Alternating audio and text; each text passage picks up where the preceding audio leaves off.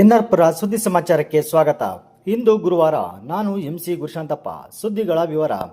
SSLC ಪರೀಕ್ಷೆಯ ಪ್ರಥಮ ದಿನವಾದ ಬುಧವಾರ ತಾಲೂಕಿನ 4 ಪರೀಕ್ಷಾ ಕೇಂದ್ರದಲ್ಲಿ ಕನ್ನಡ ವಿಷಯದಲ್ಲಿ 817 ವಿದ್ಯಾರ್ಥಿಗಳು ಪರೀಕ್ಷೆ ಬರೆದಿದ್ದು 19 ವಿದ್ಯಾರ್ಥಿಗಳು ಗೈರಾಗಿದ್ದಾರೆ ಎಂದು ಕ್ಷೇತ್ರ ಶಿಕ್ಷಣಾಧಿಕಾರಿ ಶಬಾನಾ ಅಂಜುಮ್ ತಿಳಿಸಿದ್ದಾರೆ. ಈ ವರ್ಷ ಎಸ್ಎಸ್ಎಲ್ಸಿ ಪರೀಕ್ಷೆಗೆ 836 ವಿದ್ಯಾರ್ಥಿಗಳು ನೋಂದಣಿ ಮಾಡಿಕೊಂಡಿದ್ದರು. ವಿವಿಧ ಕಾರಣಗಳಿಂದಾಗಿ 19 ವಿದ್ಯಾರ್ಥಿಗಳು ಗೈರಾಗಿದ್ದು 817 ವಿದ್ಯಾರ್ಥಿಗಳು ಪರೀಕ್ಷೆ ಬರೆದರು. ಪಟ್ಟಣದ ಕರ್ನಾಟಕ ಪಬ್ಲಿಕ್ ಸ್ಕೂಲ್ ಪರೀಕ್ಷಾ ಕೇಂದ್ರದಲ್ಲಿ 194 ವಿದ್ಯಾರ್ಥಿಗಳು, ಡಿಸಿಎಂಸಿ ಪರೀಕ್ಷಾ ಕೇಂದ್ರದಲ್ಲಿ 252 ವಿದ್ಯಾರ್ಥಿಗಳು, ಬಾಳೆಹೊನ್ನೂರಿನ ಸರ್ಕಾರಿ ಪ್ರೌಢಶಾಲಾ ಪರೀಕ್ಷಾ ಕೇಂದ್ರದಲ್ಲಿ 162 ವಿದ್ಯಾರ್ಥಿಗಳು ಹಾಗೂ ಬಾಳೆಹೊನ್ನೂರಿನ ಎಸ್ಜೆಆರ್ಜೆಸಿ ಪರೀಕ್ಷಾ ಕೇಂದ್ರದಲ್ಲಿ 209 ವಿದ್ಯಾರ್ಥಿಗಳು ಪರೀಕ್ಷೆ ಬರೆದರು. ಎಸ್ಎಸ್ಎಲ್ಸಿ ಪರೀಕ್ಷಾ ಕೇಂದ್ರದಲ್ಲಿ ಪೊಲೀಸರು ಬಿಗಿ ಬಂದೋಬಸ್ತ್ ಏರ್ಪಡಿಸಿದ್ದರು. ಆರೋಗ್ಯ ಇಲಾಖೆಯ ಸಿಬ್ಬಂದಿಗಳು ಹಾಜರಿದ್ದರು. ಎಲ್ಲ ಪರೀಕ್ಷಾ ಕೊಠಡಿಗಳಿಗೂ ಸಿಸಿ ಕ್ಯಾಮೆರಾ ಅಳವಡಿಸಲಾಗಿತ್ತು. ಜಿಲ್ಲಾ ಜಾಗೃತ ದಳದವರು ಕ್ಷೇತ್ರ ಶಿಕ್ಷಣಾಧಿಕಾರಿ ಶಬಾನಾ ಅಂಜುಮ್ ಪರೀಕ್ಷಾ ಕೇಂದ್ರಕ್ಕೆ ಭೇಟಿಯನ್ನು ನೀಡಿದರು. ಬೆಳಗ್ಗೆ 10:15ರಿಂದ ಪರೀಕ್ಷೆ ಪ್ರಾರಂಭವಾಗಿದ್ದು ಮಧ್ಯಾಹ್ನ 1:15ಕ್ಕೆ ಪರೀಕ್ಷೆ ಮುಕ್ತಾಯವಾಯಿತು. ನರಸಿಂಹರಾಜಪುರ ತಾಲೂಕಿನಿಂದ ಮಾತಾಡ್ತಾ ಇದ್ದೇನೆ. 2025-26ನೇ ಸಾಲಿನ SSLC ಪರೀಕ್ಷೆ 1 ಈಗ ಪ್ರಾರಂಭ ಆಗಿದೆ. ಪ್ರಸ್ತುತವಾಗಿ ಇವತ್ತು 18 ಮಾರ್ಚ್ 2026ರಂದು ಕನ್ನಡ ವಿಷಯದ ಪರೀಕ್ಷೆಯನ್ನು ಪ್ರಾರಂಭ ಆಗಿತ್ತು. ಈ ದಿನ ಪರೀಕ್ಷೆಗೆ ನೋಂದಾಯಿಸಿದ ವಿದ್ಯಾರ್ಥಿಗಳು 836 ವಿದ್ಯಾರ್ಥಿಗಳಿದ್ದರು. 836 ವಿದ್ಯಾರ್ಥಿಗಳಲ್ಲಿ 19 ವಿದ್ಯಾರ್ಥಿಗಳು ಗೈರುಹಾಜರಾಗಿದ್ದಾರೆ. ಇನ್ನುಳಿದಂತೆ ಇನ್ನುಳಿದ ಎಲ್ಲ ವಿದ್ಯಾರ್ಥಿಗಳು ಹಾಜರಾಗಿದ್ದಾರೆ. 817 ವಿದ್ಯಾರ್ಥಿಗಳು ಹಾಜರಾಗಿದ್ದಾರೆ. ಇದರಲ್ಲಿ ನಮಗೆ ಸತತವಾಗಿ ಶಾಲೆಗೆ ಬರುವಂಥ ವಿದ್ಯಾರ್ಥಿಗಳು 775 ಇದ್ದರು. ಪ್ರೈವೇಟಾಗಿ ಕಟ್ಟಿರುವಂಥ ವಿದ್ಯಾರ್ಥಿಗಳು 61 ವಿದ್ಯಾರ್ಥಿಗಳಿದ್ದರು. ಪ್ರಸ್ತುತವಾದ ಪರೀಕ್ಷೆಯನ್ನು 4 ಕೇಂದ್ರಗಳು ನಡೆಯುತ್ತೆ. ನರಸಿಂಹರಾಜಪುರದಲ್ಲಿ 2 ಕೇಂದ್ರ, ಬಾಳೆಹೊನ್ನೂರಿನಲ್ಲಿ 2 ಕೇಂದ್ರಗಳಿದ್ದಾವೆ. ಈ 4 ಕೇಂದ್ರಗಳಲ್ಲಿ ನಾವು ಮಕ್ಕಳಿಗೆ ಒಂದು ಹಂತದಲ್ಲಿ KPS ಶಾಲೆಗೆ 204 ಮಕ್ಕಳನ್ನ, DCMC ಶಾಲೆಗೆ 250 ಮಕ್ಕಳನ್ನು, SJRJC ಶಾಲೆಗೆ 212 ಮಕ್ಕಳು, ಹಾಗೆ ಬಾಳೆಹೊನ್ನೂರಿನ ಸರ್ಕಾರಿ ಪ್ರೌಢಶಾಲೆಯಲ್ಲಿ 165 ವಿದ್ಯಾರ್ಥಿಗಳು ಡಿವೈಡ್ ಮಾಡಿದ್ವಿ.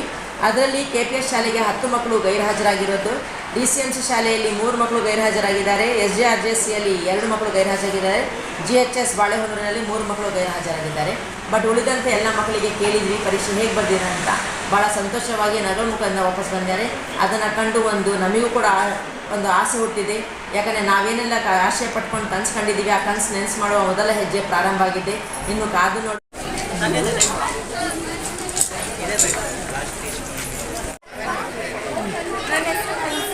ನಾವು DCMC ಸ್ಕೂಲಲ್ಲಿ ಓದ್ತಿದ್ದೀನಿ. ಇವತ್ತು ಕನ್ನಡ ಎಕ್ಸಾಮ್ ತುಂಬ ಈಸಿ ಇತ್ತು. ಔಟ್ ಆಫ್ ಔಟ್ ಬರ್ಬೋದು, ಯಾಕಂದರೆ ಟೈಮು ಸಾಕಾಯಿತು. ನನಗೆ ತುಂಬ ಬರ್ದಿದ್ದೀನಿ, ತುಂಬ ಖುಷಿ ಆಯಿತು ಎಕ್ಸಾಮ್ ಬರ್ತಿದ್ದು. ನರಸಿಂಹರಾಜಪುರದ ಅಗ್ರಹಾರದ ಮೆಣಸೂರು ಶ್ರೀ ಸುಬ್ರಹ್ಮಣ್ಯ ಸ್ವಾಮಿ ದೇವಸ್ಥಾನದಲ್ಲಿ ಯುಗಾದಿ ಹಬ್ಬದ ಪ್ರಯುಕ್ತ ಗುರುವಾರ ಅಂದರೆ ಇಂದು ಸಂಜೆ 5 ಗಂಟೆಗೆ ವೇದ ಬ್ರಹ್ಮಶ್ರೀ VS ಕೃಷ್ಣ ಭಟ್ ಹಾಗೂ ಪ್ರಸನ್ನ ಐತಾಳ್ ಅವರು ಯುಗಾದಿ ಫಲ, ರಾಶಿ, ಭವಿಷ್ಯ, ವರ್ಷದ ಮಳೆ ಬೆಳೆ ಕುರಿತಂತೆ ಪಂಚಾಂಗ ಶ್ರವಣ ನಡೆಸಿಕೊಡಲಿದ್ದು ಸಾರ್ವಜನಿಕರು ಹೆಚ್ಚಿನ ಸಂಖ್ಯೆಯಲ್ಲಿ ಆಗಮಿಸಬೇಕು ಎಂದು ದೇವಸ್ಥಾನದ ಅರ್ಚಕರಾದ H. ನಂಜುಂಡಸ್ವಾಮಿ ಪತ್ರಿಕಾ ಪ್ರಕಟಣೆಯಲ್ಲಿ ತಿಳಿಸಿದ್ದಾರೆ.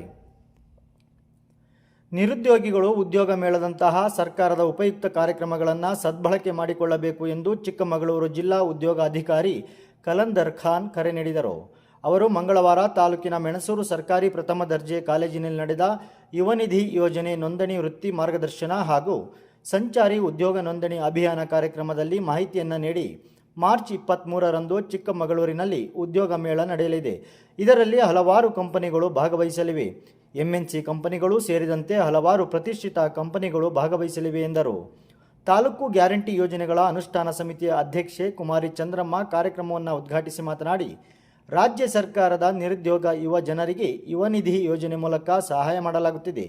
ನಿರುದ್ಯೋಗ ಯುವಕ ಯುವತಿಯರಿಗೆ ಮಾಸಿಕ ಸರ್ಕಾರದ ಸಹಾಯಧನವನ್ನು DBT ಮೂಲಕ ಅವರ ಖಾತೆಗೆ ನೇರವಾಗಿ ಪಾವತಿ ಮಾಡಲಾಗುತ್ತಿದೆ ಎಂದರು. ಕಾರ್ಯಕ್ರಮದ ಅಧ್ಯಕ್ಷತೆಯನ್ನು ವಹಿಸಿದ್ದ ಕಾಲೇಜಿನ ಪ್ರಾಂಶುಪಾಲರಾದ ಡಾಕ್ಟರ್ ಧನಂಜಯ ಮಾತನಾಡಿ, ಪ್ರಸ್ತುತ ದಿನಮಾನದಲ್ಲಿ ಔದ್ಯೋಗಿಕ ಜಗತ್ತಿನಲ್ಲಿ ಸ್ಪರ್ಧಾತ್ಮಕ ನಡೆಯುತ್ತಿದೆ. ಕೇವಲ ಅಂಕಗಳು ಉದ್ಯೋಗ ಪಡೆಯುವ ಮಾನದಂಡವಾಗಿರದೆ ಅದಕ್ಕೆ ಪೂರಕವಾಗಿ ವಿವಿಧ ಕೌಶಲ್ಯಗಳ ತರಬೇತಿಗಳನ್ನು ಪಡೆದುಕೊಂಡರೆ ಭವಿಷ್ಯದಲ್ಲಿ ಉತ್ತಮ ಸಾಧಕರಾಗಬಹುದು ಎಂದು ತಿಳಿಸಿದರು.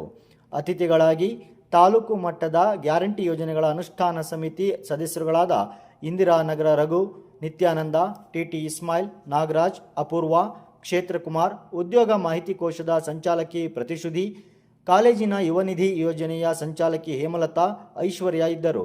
ಕಾರ್ಯಕ್ರಮದಲ್ಲಿ ಅಂತಿಮ ವರ್ಷದ ಪದವಿ ವಿದ್ಯಾರ್ಥಿಗಳು ಉದ್ಯೋಗ ನೋಂದಣಿ ಮಾಡಿಕೊಂಡರು. ತೋಟಗಾರಿಕೆ ಇಲಾಖೆಯಲ್ಲಿ 2025-26ನೇ ಸಾಲಿನಲ್ಲಿ ರೈತರಿಗೆ ವಿತರಿಸಲು ತರಕಾರಿ ಬೀಜಗಳು ಲಭ್ಯವಿರುತ್ತದೆ. ತರಕಾರಿ ಬೀಜಗಳನ್ನು ಆಸಕ್ತ ರೈತರು ತೋಟಗಾರಿಕೆ ಇಲಾಖೆಗೆ ದಾಖಲೆಗಳನ್ನು ಸಲ್ಲಿಸಿ ಪಡೆಯಬಹುದು. ತರಕಾರಿ ಬೀಜಗಳನ್ನು 23/3/2026ರಿಂದ ನೀಡಲು ಪ್ರಾರಂಭಿಸಲಾಗುತ್ತಿದ್ದು, ದಾಸ್ತಾನು ಖಾಲಿಯಾಗುವವರೆಗೂ ವಿತರಿಸಲಾಗುವುದು. ರೈತರು ಆರ್ಟಿಸಿ, ಆಧಾರ್ ಕಾರ್ಡ್ ಜೆರಾಕ್ಸ್ ಪ್ರತಿ, ಪರಿಶಿಷ್ಟ ಜಾತಿ, ಪರಿಶಿಷ್ಟ ಪಂಗಡದ ರೈತರು ಆರ್ಡಿ ಸಂಖ್ಯೆಯುಳ್ಳ ಜಾತಿ ಪ್ರಮಾಣ ಪತ್ರದ ನಕಲು ಪ್ರತಿಗಳನ್ನು ಸಲ್ಲಿಸಬೇಕು. ಹೆಚ್ಚಿನ ಮಾಹಿತಿಗೆ ತೋಟಗಾರಿಕೆ ಇಲಾಖೆಯ ಕಚೇರಿಯನ್ನು ಸಂಪರ್ಕಿಸಬಹುದು ಎಂದು ಹಿರಿಯ ಸಹಾಯಕ ತೋಟಗಾರಿಕೆ ನಿರ್ದೇಶಕರು ಪತ್ರಿಕಾ ಪ್ರಕಟಣೆಯಲ್ಲಿ ತಿಳಿಸಿದ್ದಾರೆ. ನರಸಿಂಹರಾಜಪುರ ತಾಲೂಕಿನ ಬಿಎಚ್ ಕೈಮರದ ಶ್ರೀ ಶಕ್ತಿ ಗಣಪತಿ ಸುಬ್ರಹ್ಮಣ್ಯ ಸ್ವಾಮಿ ದೇವಾಲಯದಲ್ಲಿ ಮಾರ್ಚ್ 20 ಶುಕ್ರವಾರ ಸಂಜೆ 5 ಗಂಟೆಗೆ ಹೊಸ ವರ್ಷ ಯುಗಾದಿ ಪ್ರಯುಕ್ತ ಪಂಚಾಂಗ ಶ್ರವಣ ನಡೆಯಲಿದ್ದು, ವೇದ ಬ್ರಹ್ಮಶ್ರೀ ಪ್ರಕಾಶ್ ಭಟ್ ಪಂಚಾಂಗ ಶ್ರವಣ ನಡೆಸಿಕೊಡಲಿದ್ದಾರೆ. ಸಾರ್ವಜನಿಕರು ಈ ಪಂಚಾಂಗ ಶ್ರವಣ ಕಾರ್ಯಕ್ರಮದಲ್ಲಿ ಭಾಗವಹಿಸಿ ಇಡೀ ವರ್ಷದ ಫಲಾಫಲ, ಮಳೆ ಬೆಳೆ, ಯೋಗಗಳ ವಿಚಾರಗಳನ್ನು ತಿಳಿದುಕೊಳ್ಳಬೇಕಾಗಿ ಶ್ರೀ ಶಕ್ತಿ ಗಣಪತಿ ಸುಬ್ರಹ್ಮಣ್ಯ ಸ್ವಾಮಿ ದೇವಸ್ಥಾನದ ಸಮಿತಿ ಕಾರ್ಯದರ್ಶಿ ಎಂವಿ ರಾಜೇಂದ್ರ ಕುಮಾರ್ ಮನವಿ ಮಾಡಿದ್ದಾರೆ. ವಂದನೆಗಳು.